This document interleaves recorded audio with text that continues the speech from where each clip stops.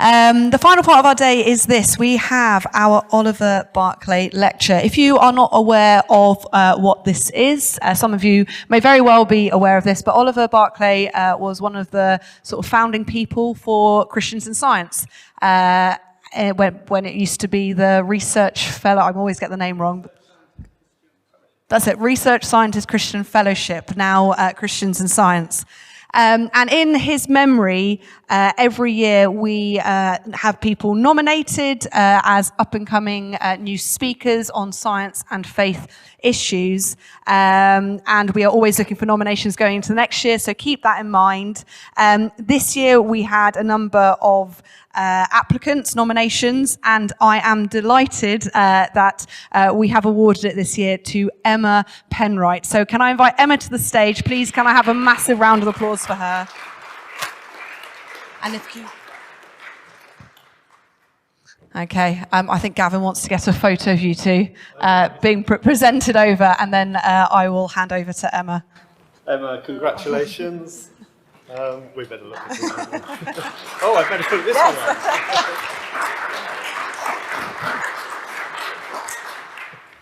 Fab. And I know it's for somebody who's young, so congratulations on that. You're going to talk about how to engage with young people, so very well suited to that, and also very well suited to it because you've been working with students for some years. So we're really looking forward to it, and I'm really glad the highlight of our weekend is coming right at the end, so we look forward to hearing from you. Thank you so much, Bob and Steph. It's a real honour to be able to be here, particularly because I work with UCCF, Universities and Colleges Christian Fellowship. Oliver Barclay himself was head of what was then IVF for a long time, at the time he was setting up what's now CiS. So I feel a certain affinity with Oliver Barclay, which is a real joy. Before I start, does anyone know how to lower this blind? I think it is blinding a few people in the middle. So if anyone can figure out how to lower the blind, that'd be brilliant.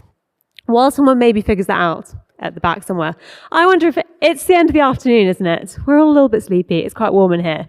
Does everyone, if you're able, want to stand up, spin around once or twice, and then sit back down, just to get some blood flowing again, wake up a little bit?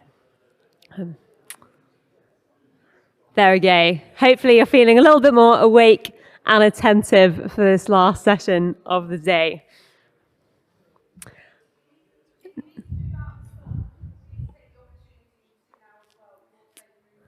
Yes, go for it. If you're too hot and you're blinded, do move. I wonder if I could invite you to imagine where you were 10 years ago. Can you picture that in your mind's eye? 10 years ago, October 2015. Now imagine if someone had told you then that we were about to see a remarkable increase in interest in Christian faith among young people in Britain. What would you have made of that 10 years ago if you'd heard that said? This time 10 years ago, I was in my first few weeks as a natural sciences student in Cambridge. I arrived at university as a Christian, got stuck into the CU there.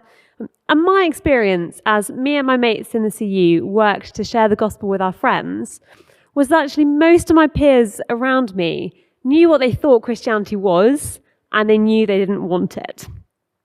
But today, however, the picture among young people is looking a bit different. We heard the Quiet Revival mentioned earlier, didn't we? I imagine lots of us have engaged with this in the news.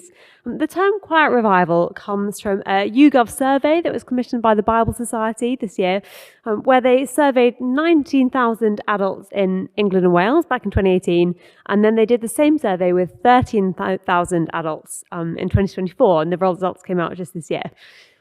For a long time in the UK, the picture across the demographic has been of decline, both in Christian belief and in church attendance. I'm sure most of us will have seen the stats about the census in 2021, that for the first time, less than half of people define themselves as Christian.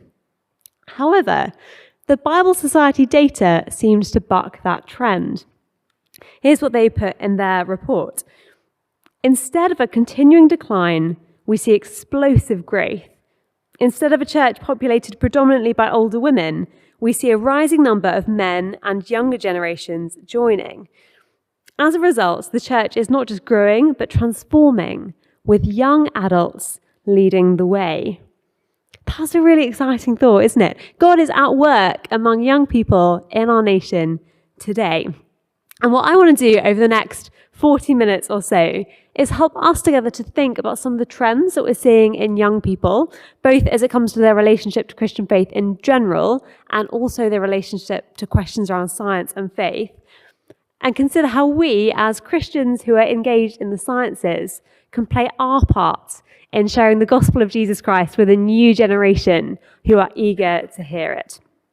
So, to help us get the lay of the land as we begin, let's start by examining some of those trends we're seeing among Gen Z.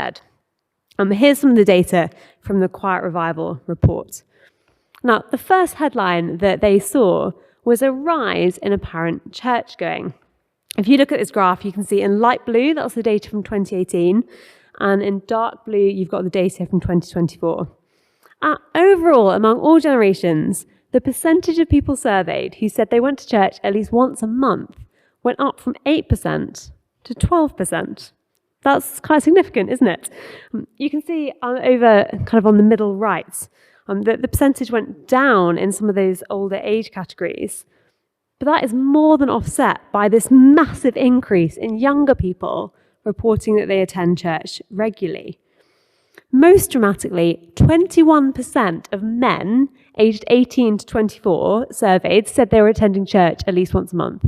That's 21%. Now, I'd be interested to know anecdotally whether any of you have seen that kind of increase in young people coming to your church. From my own experience, I wonder whether these numbers are a little bit exaggerated. I don't know of many churches that have seen a fourfold increase in young people attending. But maybe you have, and that would be wonderful. And one of the trends the survey identified was an increase in numbers attending particularly Catholic and Pentecostal churches. And it's been interesting to notice as well among the students that I have contact with as I work with CEs and universities, that there's been a real rise in interest in Catholicism and Orthodoxy. Where former generations were put off by what felt like old-fashioned church traditions, today's young people are actually much more drawn towards the mystical and the liturgical and the ancient. Now, as well as reporting an increase in church attendance among young adults, the study also found more young people reporting that they believe in God. So again, data from 2018 in light blue, 2024 in dark blue. And this data shows what proportion of each age group agreed that there was some kind of God, gods, or higher power. And again, you can see, can't you, this dramatic increase among 18 to 24 and 25 to 34-year-olds, with almost half of 18 to 24-year-olds reporting that they believe probably or definitely in some kind of higher power. This increase in belief is also accompanied by an increase in spiritual practice. I'll let you absorb some of those numbers. But 18 to 24-year-olds are more likely to pray regularly, as well as more likely to engage in spiritual practices beyond prayer and church going, such as reading scripture or meditation. The Quiet Revival report has made a big splash in the Christian world this year, but there's other data as well out there which seems to point in the same direction, that God is doing something among Gen Z. This report, called Belief in Britain, was published in January based on a poll of 10,000 Brits, and they categorised respondents to their survey based on into overlapping categories based on their answers to questions. And they have these 4 categories: non-believers, uncommitted, that is not affiliated to a particular religious setting, religious and spiritual. And again, you can see, can't you, that many more young people fit into those categories of religious and spiritual than older generations. They also asked people specifically whether they would identify as atheist. And you can see on this chart, only about half as many people in that 18 to 24 category would identify as atheist compared to their parents' generation. Now, obviously, trends and data like that don't speak to every member of Gen Z. We're still looking at a large population of young people who don't believe in God or who wouldn't describe themselves as spiritual. But I do think we're seeing evidence of a wider cultural change among young people today. Now, in my own work with students, I've seen this. Over the last 10 years, I have either been a student or working with science students. And I will regularly go and give evangelistic talks at universities as part of that. These days, I almost never encounter the angry atheist, who perhaps in the noughties would have been quite common at that kind of talk. Someone smiling and nodding. You've encountered the angry atheist, I think. Instead, there will usually be a whole range of spiritual and religious practices represented in the room, alongside those who wouldn't consider themselves religious. I will often meet white British students who would describe themselves as pagan or into astrology. I meet a lot of international students, particularly lots from India, have started coming to the UK for master's courses, who would be practicing Hindus. I've also met plenty of politically conservative young men who are attracted to Christian nationalism and higher church expressions of Christianity. And that means when I'm giving a talk to a bunch of students these days, rather than assuming they're starting from a place of disbelief, I generally can assume that most of my audience are at least somewhat open to the idea of the supernatural. Now, why this trend? Plenty of people have tried to speculate about the reasons for what's going on in Gen Z and their new spiritual openness. Here are a few different factors that I think probably have some merit to them, if you combine them all. First, political and societal disillusionment. I think there's a sense among my generation that we've tried atheism and it hasn't worked. And we heard a bit about that earlier, didn't we? The atheism of perhaps my parents' generation has not resulted in a world full of peace and equality. And in that case, maybe it's worth giving religion a second thought. Secondly, crises in mental health and meaning. The pandemic particularly had really detrimental effects on young people's mental health. I'm sure you'll have experienced that with young people around you, as well as throwing up profound questions about death and the meaning of life that young people hadn't necessarily encountered before. Gen Z are looking for ways to deal with the hard stuff of life, and spirituality is one of the places they're looking for meaning and peace. Thirdly, social media. The ubiquity of social media, particularly video-based social media like TikTok and Instagram Reels and YouTube, makes it really easy to encounter different ideas. And the algorithms these days means that once you've watched one video about Christianity, more and more are going to keep appearing in your feed. We've had quite a lot of freshers showing up at Christian unions who've become Christians just from watching YouTube videos. They've never been to a church, they don't have any Christian friends at home, they show up at university, and for the first time, they come join a Christian community, having just learned about faith from YouTube. It's a weird feature of our technological age. Fourthly, religious pluralism. In our multicultural society, students and young people are exposed to a whole different range of views. They probably have had friends at school of a whole bunch of different faiths. And most will be quite open to the idea that I might not hold that faith, but that could be true for you, even if it's not true for me. That, I think, can come with an openness, perhaps, to exploring different spiritualities. Whatever the human factors, most significantly as Christians, we can look at what's happening in Gen Z and say, God is at work there.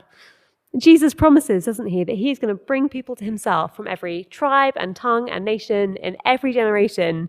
And amazingly, we can see that he is doing that among today's young people. Praise God. Let's rejoice in that.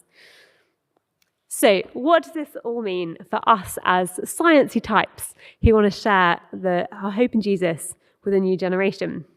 Now, in recent decades, one of the most important apologetic topics that the church has had to address have been questions around science. For many people, the idea that science and faith can't be compatible has been a huge barrier to more seriously exploring faith themselves. But is that still the case? Now, questions about science certainly haven't gone away. Earlier this year, the Evangelical Alliance published the Finding Jesus report, which you might have come across, based on a survey of 300 adults who had come to faith in the last 5 years. When they asked participants about what had been challenging for them in the journey towards Christian faith, 43% said that difficult aspects of Christian belief had been a challenge. And when they followed that up in interviews, they found that the most common difficulties that came up were questions around creation and the relationship between science and the Bible. the classic questions around science that we've been addressing for years are still really important for seekers on their journey to faith. But it also seems like attitudes towards science in Gen Z are starting to change. I imagine lots of us might have come across the report Science and Religion, Moving Away from the Shallow End, which was done by CiS in collaboration with Faraday and came out in 2022. And they polled over 5,000 UK adults on their attitudes towards science and religion. And they broke down the data by age group, which means we can spot some really interesting trends across generations. Try not to be overwhelmed by how many bars are on this bar chart. But here are a few interesting trends I think we can spot.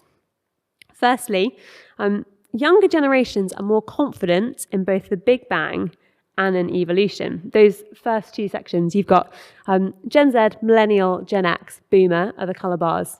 And the first one shows how many people said they were very or fairly confident in the idea of the Big Bang, and then very or fairly confident in the theory of evolution. Young people are more confident in those things than old people are. Interestingly, they're more confident in the theory of evolution than they are in the Big Bang. I don't know why that is. But at the same time, young people are also more likely to agree that it's possible to believe in both God and evolution. More than 60% of Gen Z don't see a problem with that. That's encouraging for us, isn't it? And could provide scope for some really interesting conversations. Could we start with engaging young people around topics like evolution, then move them to the idea that an evolutionary biologist can be a Christian, and then show that the existence of the kind of world where evolution is even possible makes a load more sense if God is in the picture. Now, one more chart for you.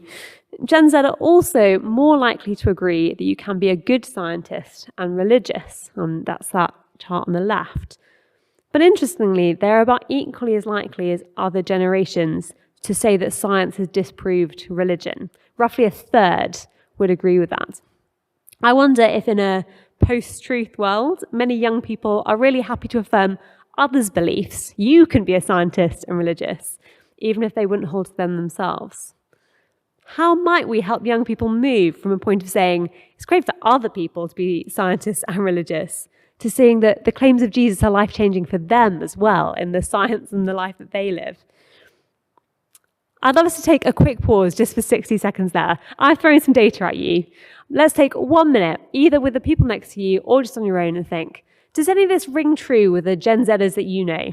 Think of people you know who are in that kind of 18 to 24 age bracket. Do you think some of these trends would be true of them? Just 1 minute, in pairs or on your own.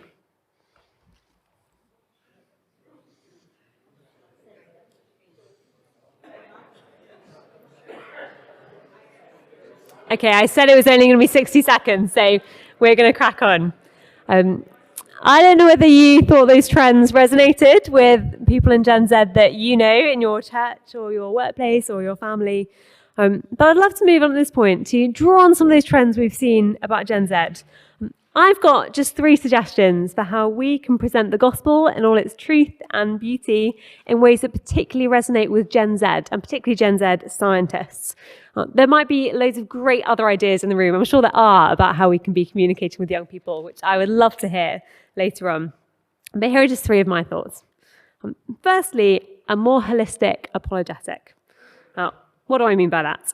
In the Evangelical Alliance report I mentioned earlier, one of the questions they asked new Christians was, what most drew you to the gospel?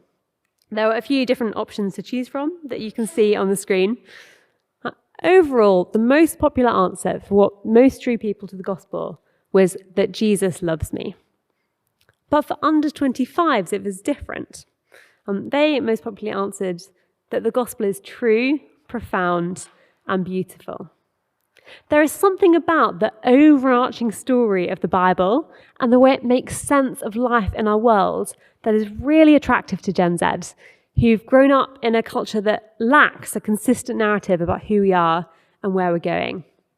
Many are looking for a worldview to make sense of their world, one that is both intellectually compelling and emotionally satisfying, both true and beautiful.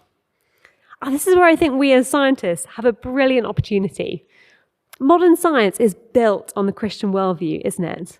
So many things, the laws of science, the origin of the universe, the ethics that regulate science, just make far more sense in a Christian worldview than they do anywhere else.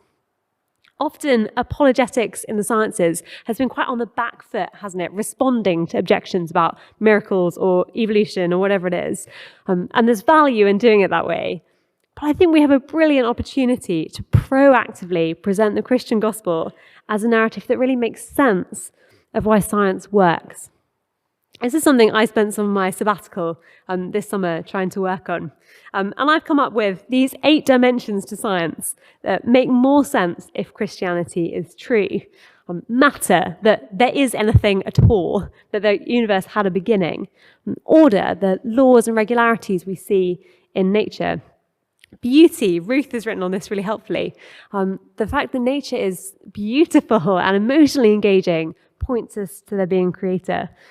The existence of life, and not just a dead mass of atoms. Mind, that there are rational creatures like us that can think and understand the universe and understand the same matter that we're made from. That's a bit crazy. Ethics, the fact that we need a system of right and wrong to determine what we do with science, what we don't. Progress, that narrative that we are going somewhere in history. We're not just going round and round in circles for all eternity. There is some kind of utopia that we all are longing for. And lastly, history, that rich Christian legacy of believers in the sciences. Someone I think who is bringing together some of these threads really well, he's a great example for us, is a guy called Gavin Ortland. I don't know if you guys would have come across him. He's an apologist and an academic over in the States, not a scientist, but writes really, really well on these topics, I think. In 2021, he published this book, Why God Makes Sense in a World That Doesn't, The Beauty of Christian Theism. And what he does in this book is walk through 4 big existential topics. The chapter headings are there on the screen, and shows how the gospel makes more sense of the reality we see around us than any other worldview. He starts with the cause of the world, why something is more plausible and much more interesting than nothing. And he engages there with some of the science around the Big Bang. And he argues, I think very persuasively, that not only is it more rational for there to be a cause behind the universe, it's also more interesting. And that more interesting bit matters. Imagine a sonnet that has arisen from infinite monkeys typing on an infinite number of typewriters. That's not a very interesting poem when you come to read it. But a sonnet that's composed by an author with thoughts and emotions and feelings who's trying to evoke emotion and convey emotion to you, that's really interesting. Chapter 2, he explores more about fine-tuning and the laws of science and ties them together with our experiences of beauty and love. And again, he argues it's not just more plausible that these things derive from a transcendent source. It's also more elegant. It's a nicer thing to believe as well as being more true. He then goes on to look at morality and hope through a similar lens. And what I really love about this book is the way that Ortland is engaging not just reason, which he is using, but also the emotions, bringing them together. The gospel makes sense of the whole picture of science, not just rationally, but also emotionally and aesthetically. Gen Z are looking for that kind of bigger picture that will make sense of the whole world around them. So that's one way we can be engaging Gen Z. Secondly, getting straight to Jesus. I'm sure we're all familiar with the approach of so-called classical apologetics, which generally argues in 2 steps. First, for theism in general, and then for Christianity specifically as the most plausible option within theism. And I think there is loads of merit in this approach, particularly when people's big barrier to faith is that there can be no such thing as the supernatural. It can make loads of sense to start by addressing that big barrier before going on to introduce Jesus specifically. But with the renewed spiritual curiosity, we can safely assume, I think, that lots of a Gen Z audience are already open to the supernatural, and they're just looking for the right spiritual system that is going to work for them. They're not asking necessarily, is belief in God rational? But they are asking, which God? Which spiritual system is going to deliver the peace and the meaning that I'm looking for? And that's really exciting for us as evangelists, whether that is something you feel particularly called to or you're just normally chatting as a normal Christian to people around you. because it gives us the freedom to go straight to what makes Christianity distinctive, i.e. Jesus. Say you're invited to do a talk in your local youth group or Christian union at a university or in school maybe, as I imagine lots of us do regularly or will do in the future. You might have in a CU setting in a university maybe 20 minutes, maybe less. And if we're always trying to have to win people around to the idea of God in general before we can introduce them to Jesus, you're going to run out of time very quickly. I know that experience well. But the great thing about our current context is that you can actually get to the beauty of the gospel, I think, much faster. And that also applies to getting the Bible open. And largely, I find Gen Z are really up for opening scripture. The atheism of their parents and the decline in nominal Christianity means that most have very little exposure to church, very little exposure to the Bible. Stories that might be old and familiar to lots of us are totally new to them. And many of them are really up for hearing what ancient wisdom might have to say to our current context. That is trendy in a way that it wasn't 10 or 20 years ago. There's a freedom with Gen Z, I think, to go straight to scripture and show them Jesus. I wonder if you had the opportunity to open the Bible with a young person who doesn't know Jesus, a spiritually curious young scientist, where might you take them?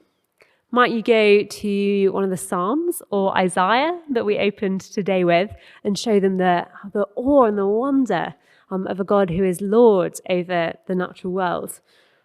Might you go perhaps to Jesus calming the storm or healing a sick person and show the way that he interacts with nature and the stuff of reality that they're invested in studying? I don't know. Getting straight to Jesus, I think, is another way that we can be engaging Gen Z particularly. Thirdly and finally, I wanted to mention the value of sharing our stories. Now, we all know that social media can be an echo chamber, can't it? Algorithms fill your feed with the kind of content that you like seeing. But there's also a really popular set of creators on TikTok and Instagram and YouTube who are popular because they give their viewers a look into a very different cultural world. These are just a couple that come up on my social media feeds regularly. Akech Joy Winnie is a model from Uganda, but instead of posting about fashion, her videos are all about giving people a look into the life of a traditional African village. Or Miriam Ezegui, she's a nurse based in New York, and she shares about her life as an Orthodox Jew and just gives people insight into the cultural world that she lives in. Both have more than 1 million followers on Instagram and on TikTok. Gen Z are really interested in the lives and opinions of those whose lives look very different from them. And as they explore different spiritual options, they really want to see what that faith looks like lived out. Young people today largely are not interested in worldviews that basically make no difference to your daily life. They're not interested in nominal Christianity. They want to know what difference Jesus could make to their real life, their work, their studies, their family. And for those reasons, sharing our stories is a really significant way that we can communicate the gospel effectively to Gen Z. Each one of us in this room will have a story, not just of how you came to faith, but of the difference it makes following Jesus day to day in your lab or your workplace or your family life or wherever it is. We got to hear some of those earlier, didn't we, from our panel? And sharing those stories, whether it's one-to-one with a young person or with a student you tutor or in front of a whole room or classroom, is a really significant way we can show young people that Jesus really does make a positive difference in their life. Some of us might even want to do that on social media. I was having a chat to Claire earlier about how she is starting to do that on social media for young people to follow, which is amazing. So those are my kind of initial thoughts on how we as Christians engaged in the sciences can be effectively communicating the gospel of Jesus to our Gen Z friends and colleagues. As I've said, every person is different. There's no one-size-fits-all strategy. And I expect there'll be loads of other great ideas here in the room. But those are just a few ideas drawn from some of my experience doing evangelism with students. We're going to take another very brief pause. And I wonder if you could just chat to the person next to you, or again, think on your own. What ideas has that thrown up for you? Has anything stood out as a way that you'd love to talk to younger people around you? Or do you have different ideas that have suddenly sprung to mind? I'd love to be able to share this with the young people I interact with. Let's take 2 minutes and then we'll come back. Okay, your 2 minutes is up. Sorry, that wasn't very long. Do keep on talking at the end of today on some of those topics.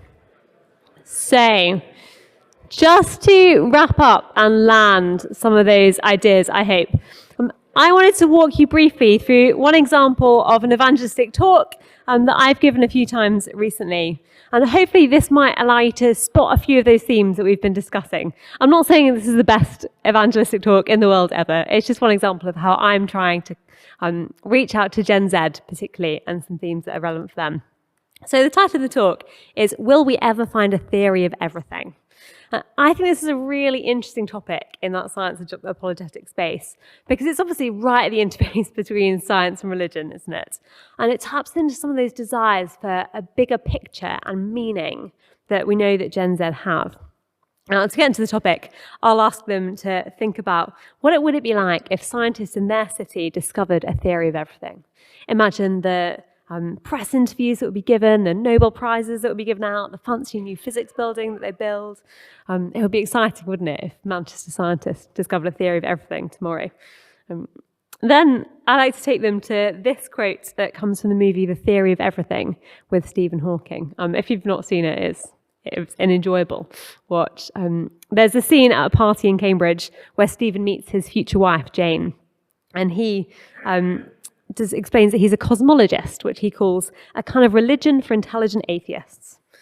Jane asks, what do cosmologists worship? And Stephen replies, one single unifying equation that explains everything in the universe. I love that quote because it puts us immediately in that space where science and worship are together, doesn't it? And I want to help students just sit there emotionally for a minute. Like, think about that idea of one single unifying principle that would explain everything in the universe. Doesn't that send a bit of a shiver down your spine? Wouldn't that be worth getting excited about? Maybe even worth worshipping.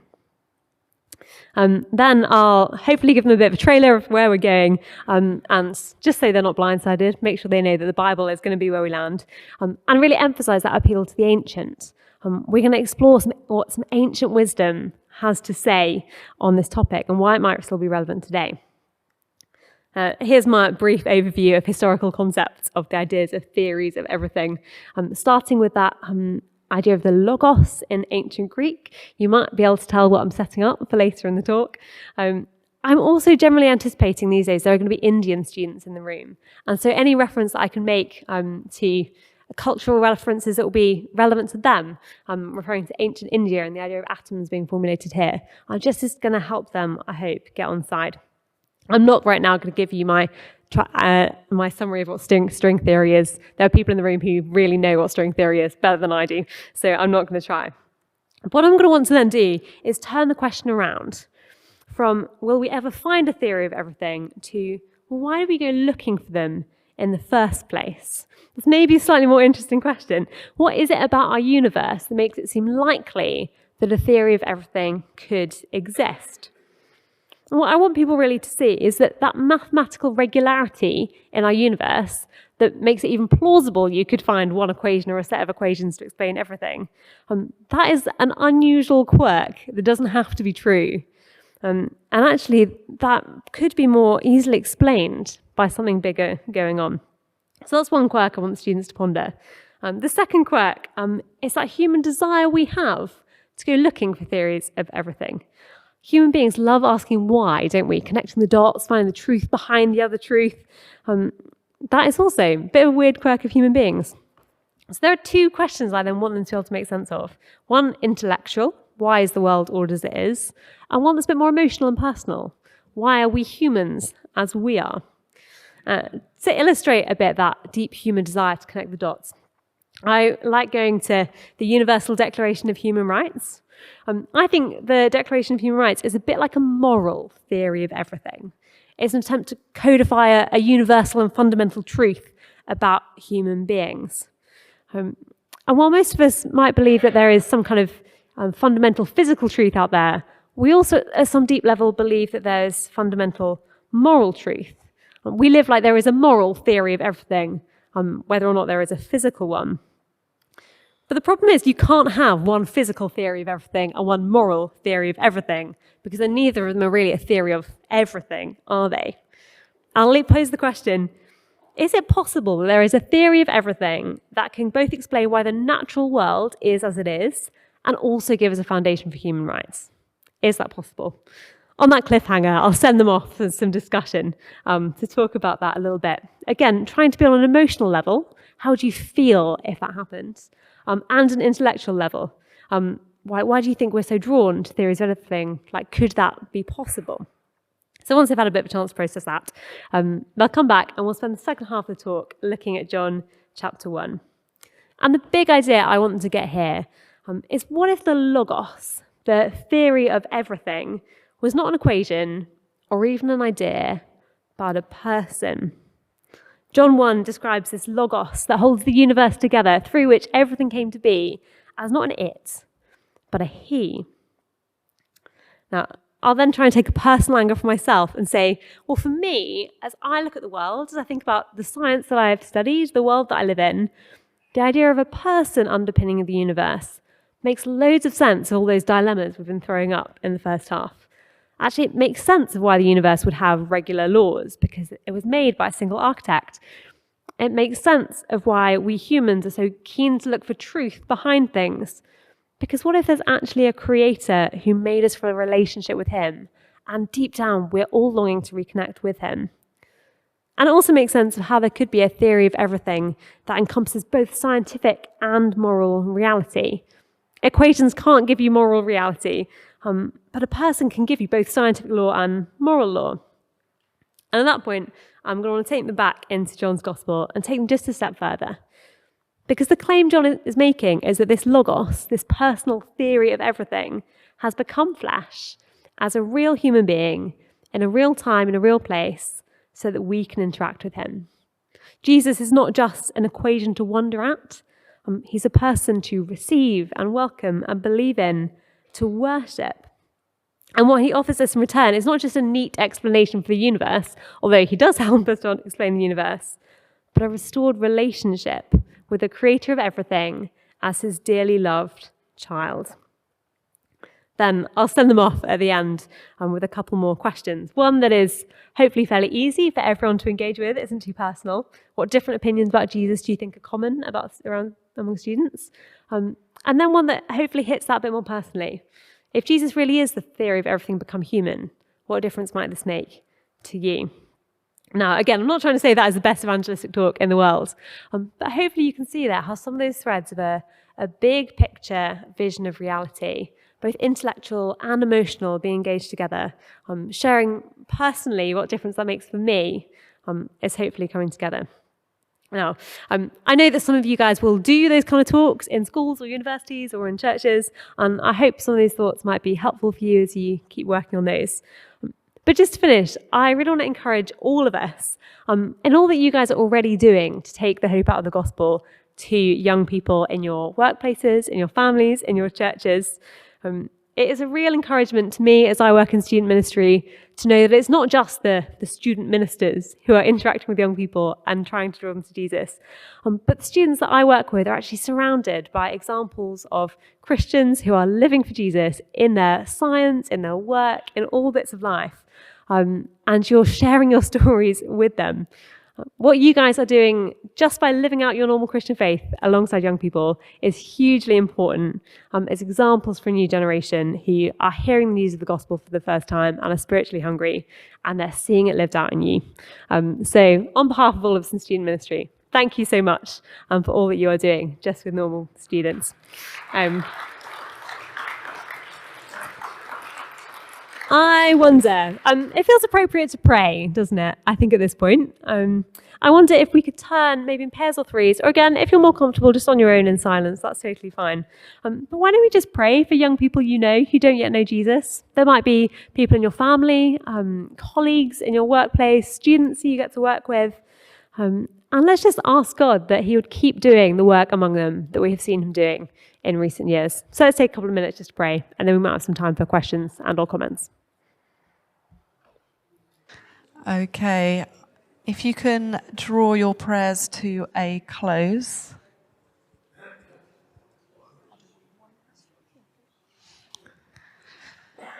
Listening to your talk, Emma, I've learned so much this afternoon. So we were just talking there, actually, about some of the stuff that she's been doing. I am aware of time, so I wonder if anyone has a burning question, one question that we can ask Emma. Thanks very much, Emma, for a brilliant, very insightful, helpful presentation. I was just wondering, do you have any theories for why Gen Zers, unlike boomers like me, don't immediately respond to the glories of the aesthetics of the world by pouring cold water of the problem of evil on it? Yeah, that's a good question. Why are Gen Z not immediately jumping to the problem of evil? I think they are asking that question. Certainly something like COVID threw up like lots of questions about suffering and death and pain and what do we do with those things.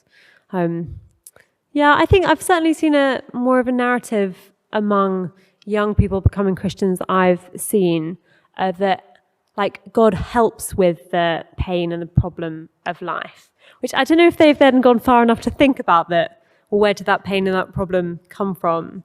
But certainly the attitude seems to be more, and I may think this can be unhelpful, just drawing God as a therapeutic tool, but the attitude seems to be much more, I have things that are difficult and my mental health is struggling, and actually prayer helps me and spirituality helps me, which, you think about something like manifesting, which is a really interesting trend.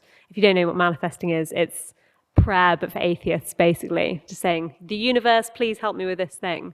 And it's actually a lot about kind of manipulating a higher power to get what I want. And I wonder whether there's an interesting relationship with the kind of genuine spirituality and reaching out to God versus just actually wanting to get what I want from a higher power, which must be on my side. And it's really interesting to play. But it's a great question. I'd love to talk to more students about, are they asking that question? And if not, why not? Thanks.